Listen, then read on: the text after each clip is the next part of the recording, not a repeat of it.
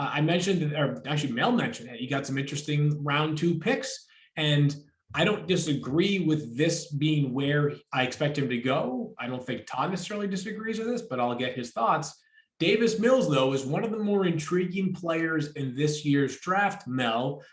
Only had, 11 starts at Stanford? Not a lot of time starting at Stanford, but this is like top of the top in terms of recruits coming out of high school, one of the best quarterbacks in the country, and a player who checks a lot of the physical boxes. He goes 51, second round pick to the Washington football team. How soon is Davis Mills the kind of player that if Ryan Fitzpatrick is struggling halfway through the year, he could take over, or is this a legitimate developmental option, Mel?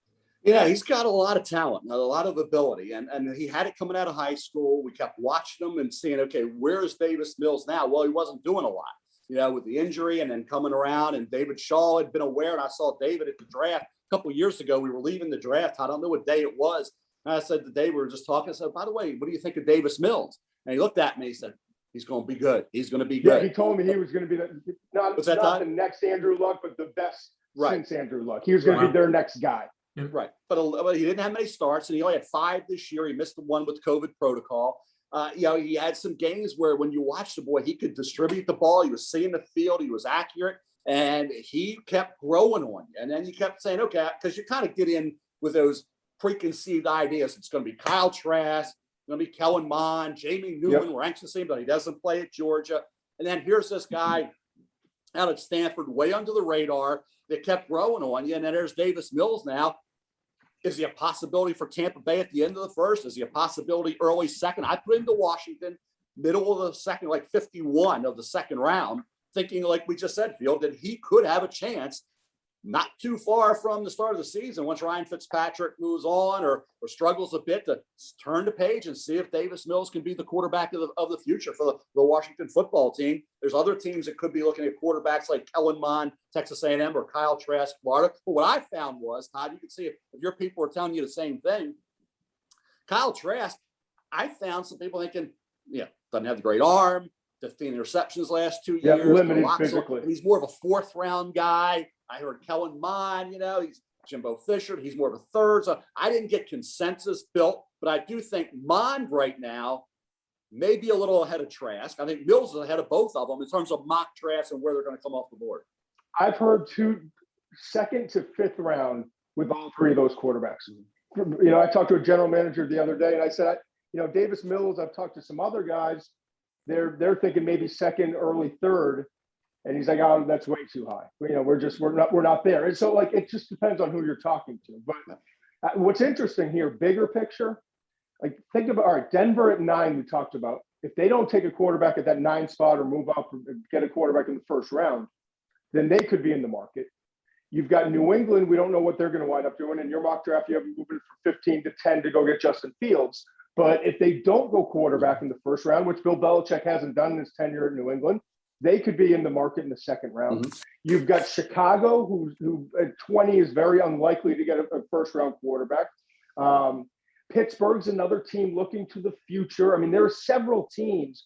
Seattle, what's going to happen there? I mean, there's a lot of different teams that could be looking, whether it's, to be a starter a year or 2 down the road, or maybe 3-4 years down the road, whatever the situation is. There are several teams that need quarterbacks that are going to be looking for in the 2nd round. And I don't necessarily, listen, honestly, if I'm just being totally blunt, I'm worried about Davis Mills with his durability. I love his talent. If you told me and promised me he'd be healthy for 10 years, I would take him ahead of the other 2 guys, Kellen Mond and Kyle Trask. I think Trask is the least talented of the group, but I love his toughness and his pocket presence and his accuracy. And Mond is the intriguing one because he got more consistent.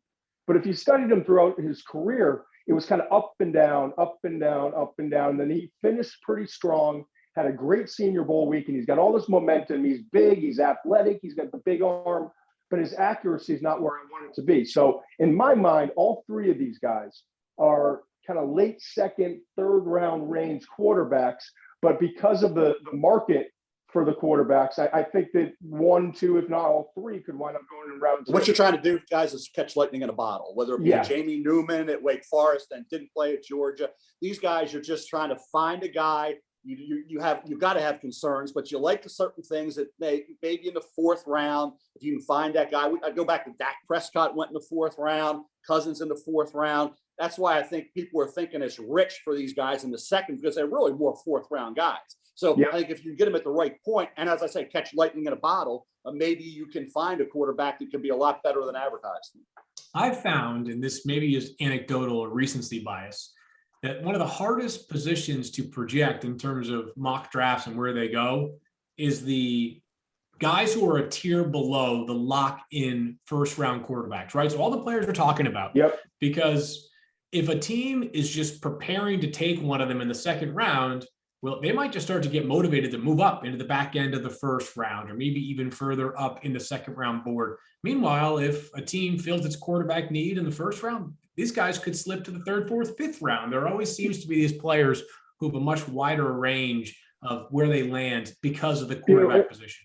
To that point, Field, and I know not everyone's watching on video, but I keep this on one of my draft notebooks that I bring every single year to the draft. And it's a 5-year tally, I call it. And Bill Belichick was the one I had dinner with Bill Belichick the first year that I was in this business.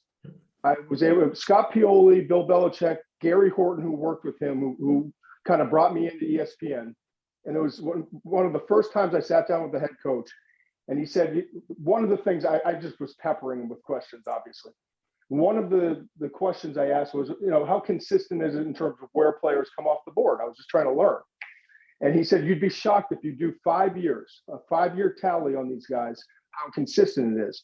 And over the last 5 years at quarterback, the 1st round quarterback average in terms of players coming off the board is 4, which is pretty, it's consistent with what we're going to have 5 this year, we think. 2nd round is 0.7. Wow. 3rd round is 0.7. 4th round is 2.